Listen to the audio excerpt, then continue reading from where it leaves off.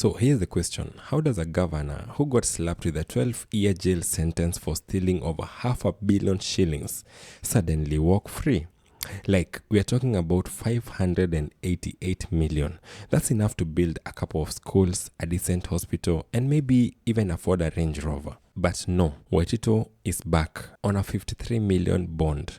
Just like that, no prison, no consequences. Let's talk about what really just happened here. I'm out on free board. There's no problem. You remember Ferdinand Waititu? Okay, the guy called Clifford Waititu was in Punjab, not Ferdinand. Yeah. Who's Clifford?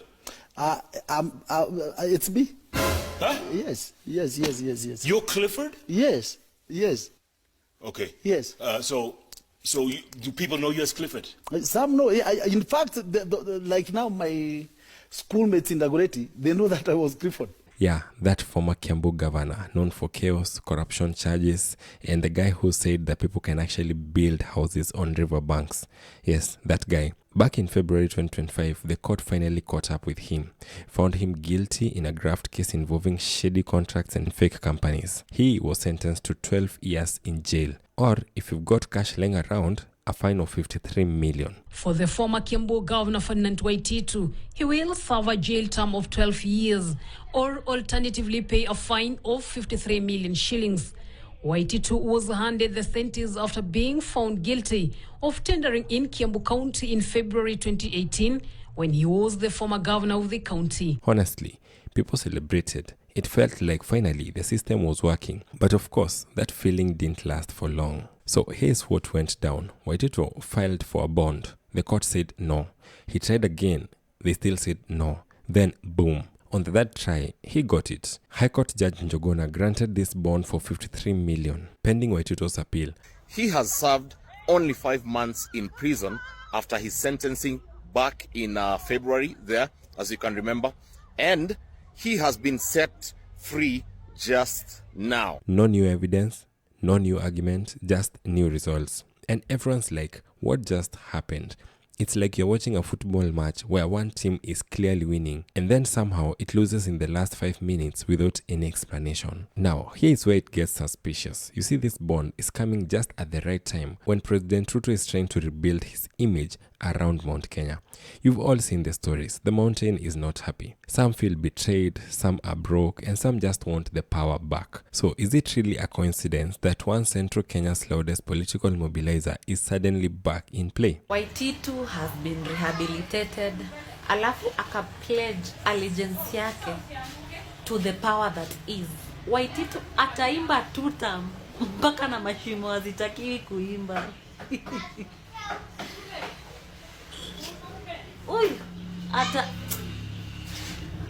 Because Waititu isn't just a convict, he's a crowd puller, a populist, a guy who can rile up emotions real fast. Nobody, hakuna mtu anaweza divorce.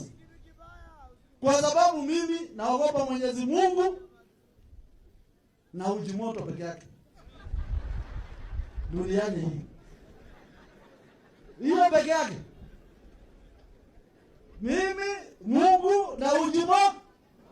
And if Ruto's trying to rebuild his influence around the mountain, Waititu is exactly the kind of wild card he'd need by his side. Look, I'm not saying that Ruto picked up the phone and called the judge and told him, let my guy out. Not really. You don't have to say it to make it happen. Let's look at it this way. Ruto's got an election in 2027. The opposition is gaining momentum.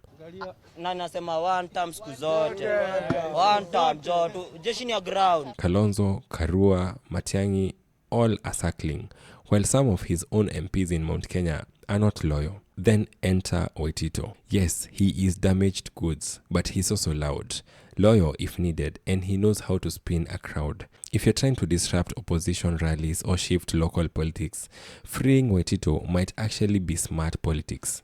Dirty, but smart. Unapewa respect. Waititu mimi usinijaribu ndugu yangu. Mimi usitawahi kunijaribu Waititu.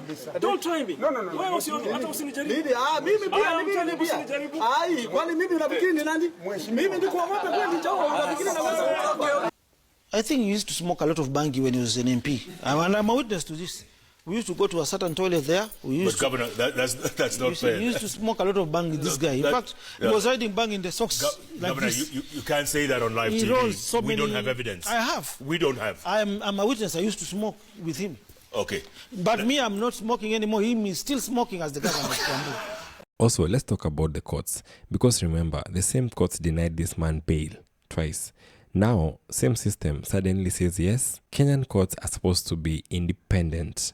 But we've seen how politics magically makes cases move faster or slower or even disappear. It's not new, it's frustrating, but it's obvious by now. And for the record, releasing Waititu while he appeals doesn't mean he's innocent. It just means he's free to start attending political events again, maybe even campaign. Mimi Nairobi pale nimelelewa pale na nimekuwa deputy governor wa Nairobi. Mambo ingine mimi naona pale kama hiyo watu wana support ya ubomoaji, mimi hapana support. Mambo iangaliwe kama kuna nyumba yako inakaribiana na mto. Wewe uambiwe ni gharama yako kuhakikisha hiyo mtu imesonga kidogo. Like, why does Kenyan justice system always pause the moment someone becomes politically useful? You know, we've seen this move before. With Sonko, with Obado, it's always the same. Steal public money, get arrested, make noise, get released, join politics, repeat. It's like there's a blueprint for being corrupt and staying relevant in Kenya. Waititu isn't just out of jail. He's probably already in a back room somewhere plotting a comeback. Probably with a new slogan, like Babao na Kasongo. I mean, we laugh, but the joke is on us. Mr. Mboy, we have to break for lunch before coming for your matter. So we come back we can have 40 minutes break, we come back at 2. Okay, let's zoom out. This isn't just about one guy with sticky fingers. It's about what it means when powerful people can get away with anything just because they're politically useful. It tells every honest leader, don't bother. It tells every thief, just be loyal to power. You'll be fine.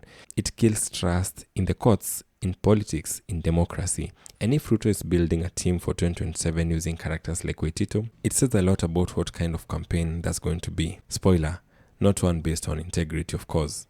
So yeah, Waititu is out, the bond is real, the outrage is also real. And if you think this is the last time we'll see him on TV saying something wild, think again. Because in Kenyan politics, being corrupt isn't a career killer, it's often a promotion. Ask Waiguru.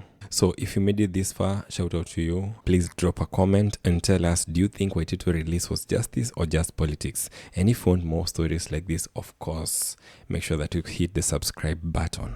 Na naona kuna watu wana question ile kabisa, Waititu kweli alikuwa ndani ama alikuwa nje?